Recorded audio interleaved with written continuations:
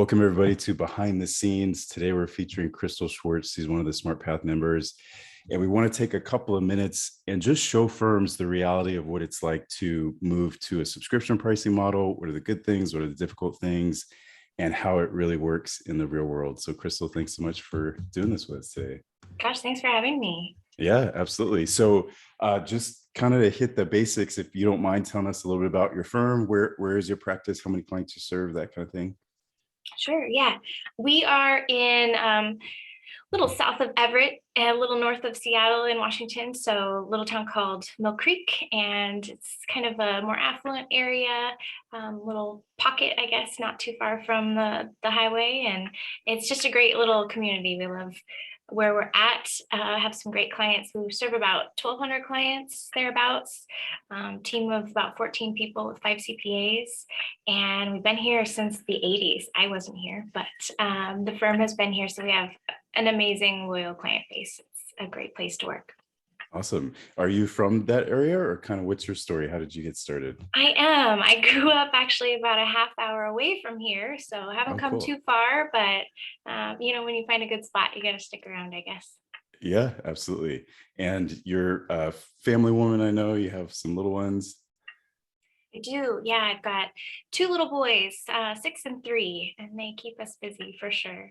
Cool, cool. Well, thank you. So I always like to talk about the origin story. So how did you get into tax and accounting? Like, why did this become your career? Yeah, most people don't wake up as a kid and go, "I'm gonna be a CPA." Yes. Exactly. It was a journey. I wanted to be a teacher, a psychiatrist, or all kinds of things when I was little. Accounting was not on the list.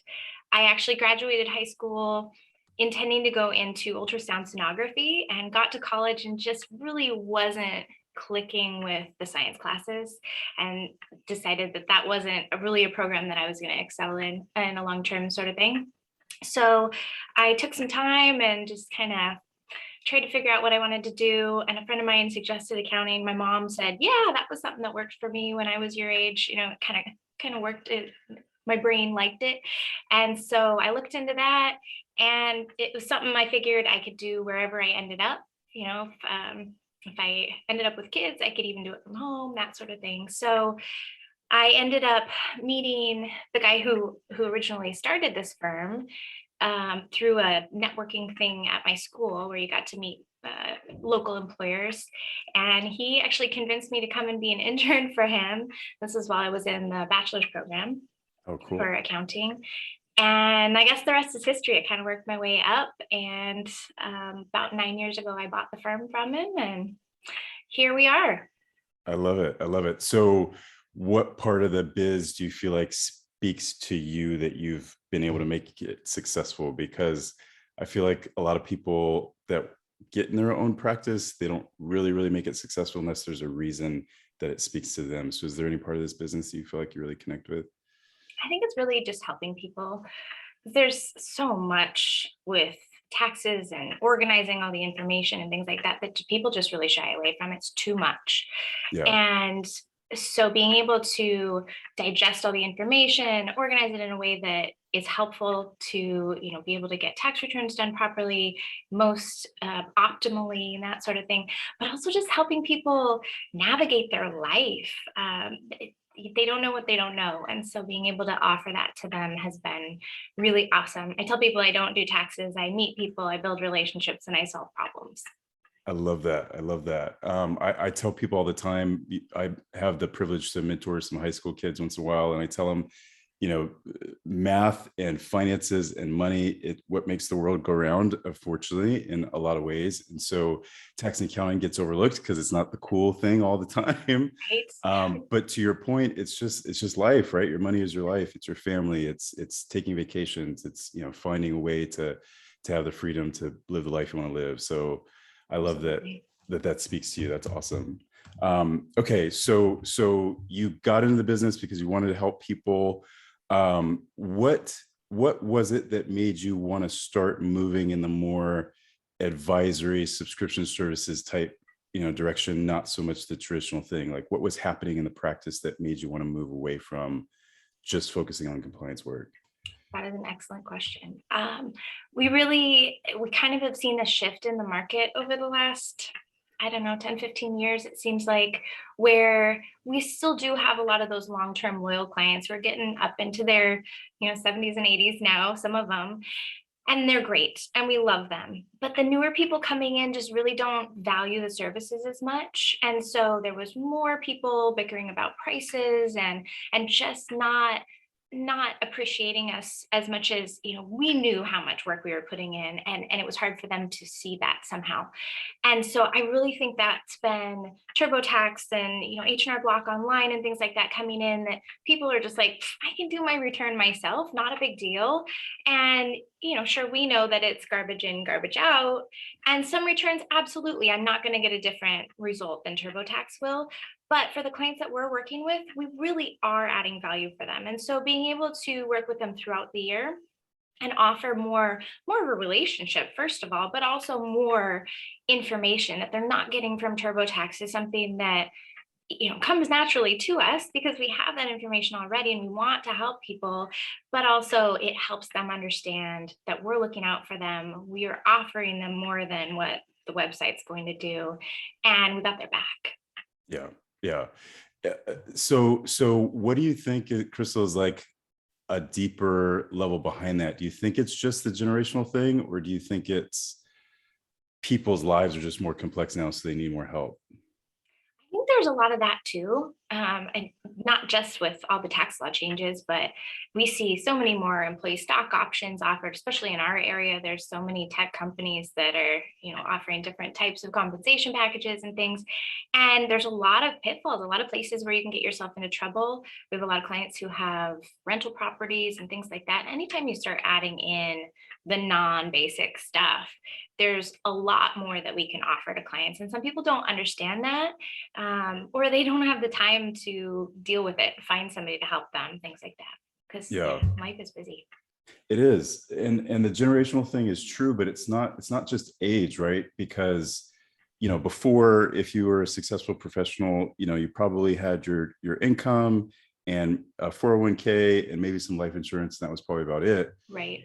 Now people of later generations, they may own an Airbnb property and they may have a side income, and there's just so much more complexity in people's lives now, regardless of age. I think, especially with Airbnb and things like that, I think technology has made that a lot more accessible to people. Who would have woken up 30 years ago and gone, I'm going to start a vacation rental and advertise it all and do all this in my spare time. But now you just click a couple buttons and this Yeah. website facilitates all the hard stuff for you. So why not? I want to make a couple extra bucks. Yeah, totally. No, that's a really good point. Okay. So what was the hurdles? Like, what do you feel like has been the hardest part of getting to where you are now with a subscription model, with an advisory focus model, with the firm? I think the hardest thing over time has been employee buy-in for us specifically. I have an awesome team. We work amazingly well together. We love each other, but there's a lot of who moved my cheese that goes on, and it's tough. There's so much new technology and things, and I try to resist adding too much new stuff because there's a cost benefit. People have to learn how to use it. Are they going to use it properly? Is it going to slow us down really before it speeds us up? All that sort of thing. So I really try to be selective in the big scale changes that we make, and it has to be stuff that's going to really make our lives better. Yeah. And so although in you and I working together, and even with some of them being part of it, it is so just blatantly obvious that this is the direction that we need to go. It was hard for them to go, I need to get outside my shell and make these changes. And so there was a lot of foot dragging, no matter how much, how many talks that we had and things. And it was disappointing. There were times where I really felt like we were fractured as a team, and that was tough. Ultimately, I think, and I don't know why I didn't think about this before, but being CPAs, being accountants, the financial part of it is what speaks to them and what really put it into focus. So once I was able to sit down with them and feel comfortable sharing kind of where we were, which, with kind of being more the Walmart on the tax return side, where you're doing too much, but not able to do the quality level of service that you really want to for your clients, not able to answer their questions all year round and things like that. It's the overhead is tough. It's the cash flow just isn't there, no matter how many hours you work. And none of us want to work all of the hours. That's not a fun job. That's why everybody gets burned out. Right. So sitting them down and going, hey, listen, we could be serving less clients better and be making more money at it, which would then allow us to pay you guys better, bring in better help, retain talent that can be helping us, and be able to put out a better product. Like, who's going to say no to that? And so that really, I feel like, was the turning point. And the couple people who I had who really were still reluctant to make the change wholeheartedly, it just was a 180-degree turnaround once we got to that point. So that's been cool. I feel like everybody's all in now, and we're excited to see what's next. Yeah, no, thank you for sharing that. Change is never easy. It's one of the most feared things in life. And I remember some of our early conversations you and I had trying to navigate those waters, right? Trying to figure out how can we position this in a way that's going to make sense to everybody. I think one of the things too, Kristal, that goes unsaid is like the dynamic between being an owner of a business and being an employee in the business. Yeah. If you're an employee, rightfully so, you sign up to get a paycheck, you sign up to get benefits. And if the firm ownership is doing something that I perceive is going to make my job harder, why would I be on board with it, right? That's not the initial deal that I signed on for. Exactly.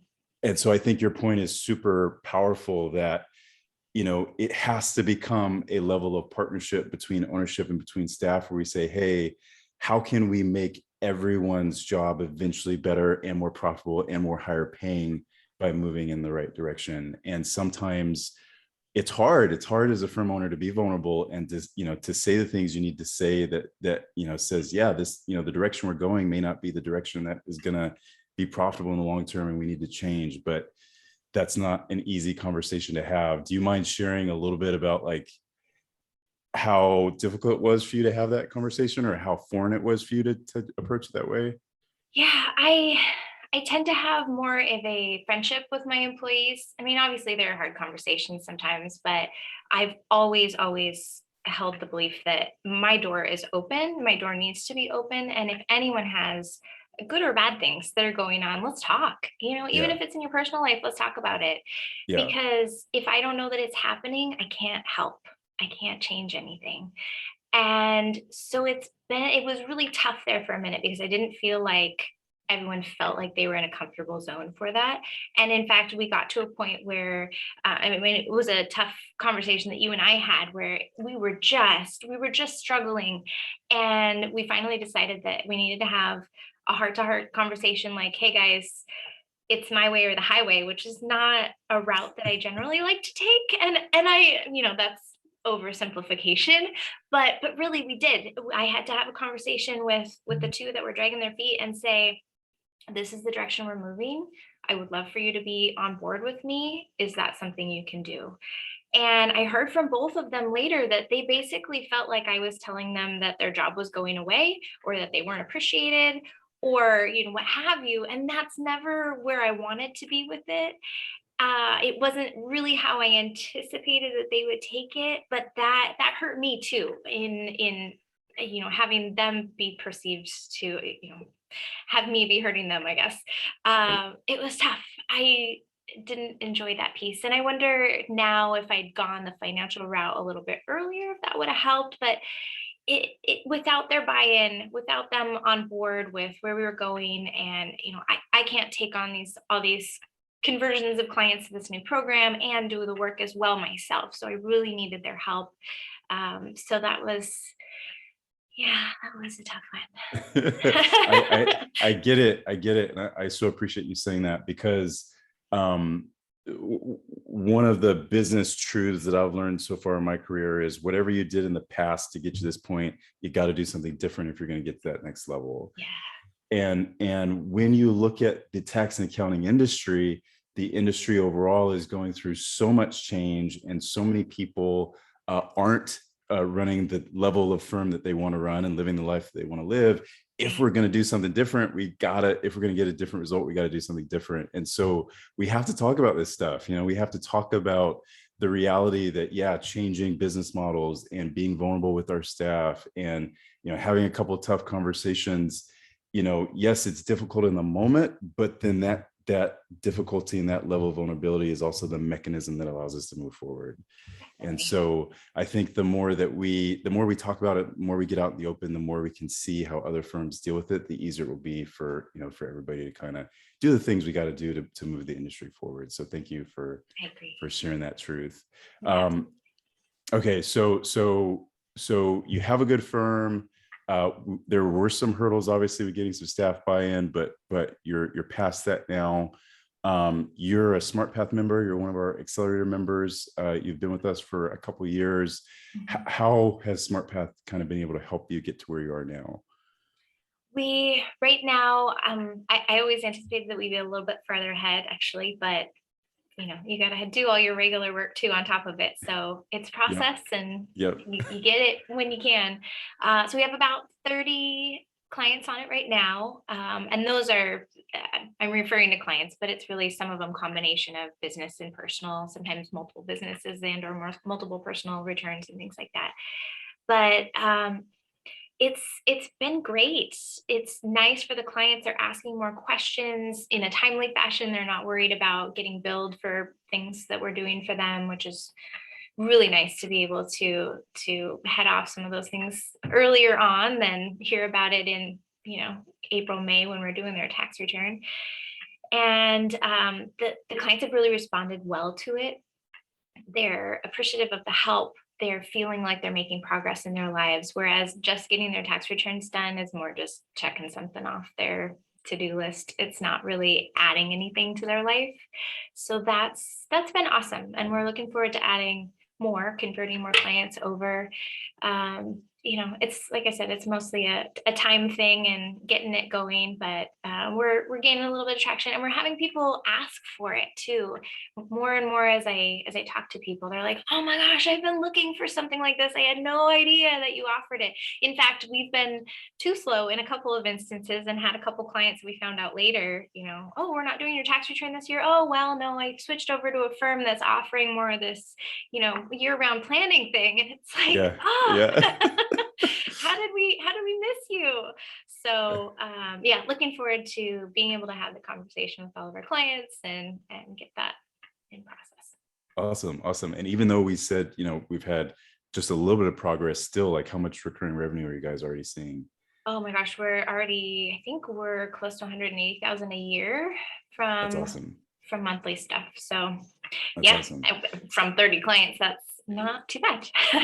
Yeah. So it's obviously the tip of the iceberg. With your size of firm, there's a lot of moving parts, so it takes time. But that recurring revenue number is just going to grow. And you got to start somewhere. And that's the thing that I love about you. And one of the reasons why we wanted to have this conversation is you just got to be willing to start. If you're willing to start, even though it may not be easy, you can generate some really good progress in a short amount of time. So that's awesome. So are there any shortcuts or any specific benefits that you felt like SmartPath was helped you to get to that may have been harder to get to on your own? I definitely think having the tools and things available helped us not have to reinvent the wheel. It also, you streamlined kind of the training process because now it's replicatable. We can have the CPAs all watch the training videos. It's not me having to take time out of my day and kind of hold somebody's hand and hope that I'm hitting all the main points and things as we go. And a process like that could be an ever evolving thing. Not that it isn't, but having somebody who has gone through it and has that experience with multiple firms and seen what's worked for them, you've been able to boil that down into something that's easy for someone else to pick up and not start at square one. We're starting a lot farther along. So that's been very, very useful. You're also excellent at helping me with wording. I always feel anxious about talking to somebody or, how to go about that communication if I don't know the route to go. And so you're excellent at suggesting, just angles to take when I'm trying to market something, or an unhappy client. How do I word this? How do I go about it? And so that's been an excellent help for me as well. Oh, thank you. Yeah. Yeah. So we have the unique benefit that we're not emotionally involved in the client relationship like you and your staff are, right? And so our whole process is focused on, okay, how do we objectively anchor a conversation on what matters? And what matters is, let's give the client what they want, let's get the firm what they want and move it forward. So we're at a little bit of an advantage there, but it's definitely, it's definitely something we enjoy. Yeah. No, that's great. So, okay.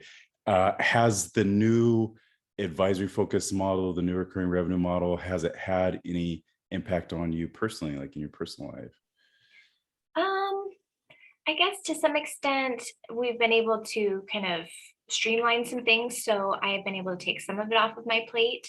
And also the way that we have it set up to where I'm doing a lot of the direct client work as far as planning and answering questions. But then I have a team, a smaller team within our bigger team, who's dedicated to helping me serve these clients as well, has taken some of the pressure off too, because I can be in an appointment, write down my to-do list, okay, I'm going to look into this for you. I'm going to work up a break-even analysis of X, Y, and Z, and then I can hand that off to my little partner, and she can work some of that stuff up. We'll work on it together as needed, and then I can come back and present that to the client. It helps things flow better, because if it's all on me and I'm doing appointments all day long or what have you, it starts to get bogged down and I'm working too many hours. And with little kids at home, it's easy to get an unhappy spouse and have your kids wonder where you are. So I think in the long run, that's going to help us as a team not get burned out. This is such an easy industry to get burned out on. I hear that so much. And if I Yeah. can add anything back to the industry, I want people to have work-life balance. Yeah. Yeah. Or else why are you doing it? Right. It's like, okay, if you're the owner of a firm, but you're not making as much money and you're working more hours than everybody, you just might as well go get a job somewhere. Right. I mean, At some what's point, the if my point? heart's not in it, what am I doing to help my clients? I'm just Yeah. going through the motions. Yeah, Yeah. totally.